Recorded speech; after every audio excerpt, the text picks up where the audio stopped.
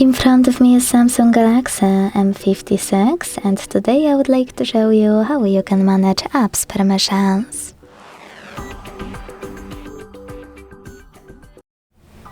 Begin by opening Settings and scrolling to hit Security and Privacy. Then scroll again to click on More Privacy Settings, and then scroll again to hit Permission Manager.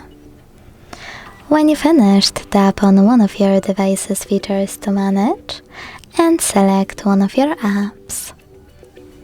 Now you can either apply one of those options and go back, or select See All Permissions here and manage all of those only for chosen app the same way.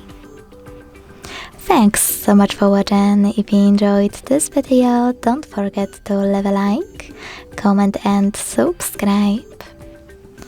Bye!